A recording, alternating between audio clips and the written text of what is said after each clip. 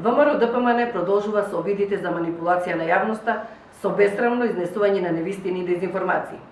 Нивната вчерашна пресконференција во седиштето на партијата е последен таков во низата безуспешни обиди за искривување на фактите.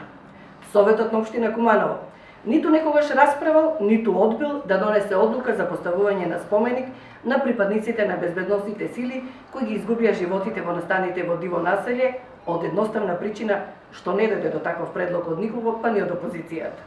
Не беше прифатен само предлогот за формирање на комисија за изработка на програма за одбележување на значајни настани и личности, затоа што тоа е веќе опфатено со постојните работни тела на Советот и усвоените програми.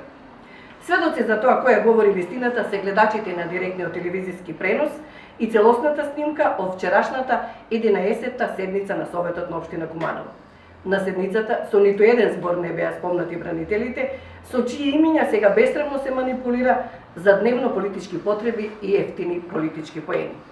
При тоа се поигрува со чувствата на семејствата на загинатите и на пошироката јавност за настан за кој се уште нема судска разрешница, но кој несомнено се случи во времето на владењето на Никола Груевски и ВМРО ДПМН, како единствено одговорни за мирот и безбедноста на граѓаните во тоа време. Како и многу пати досега, ова ќе биде само неуспешен обид да се нарушат меѓуетничките релации со животот во Куманово, како еден од најуспешните примери на концептот едно општество за сите. Ја разбираме нервозата на членовите на ВМРО ДПМН од падот на рейтингот на нивната партија, а особено на нивниот лидер, но тоа не е оправдување за неосновани напади и манипулации.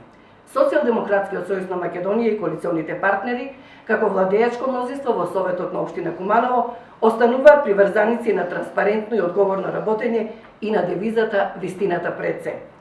Прифатете ги фактите честно и водете честен политички надпревар за добро на граѓаните на Куманово и Македонија.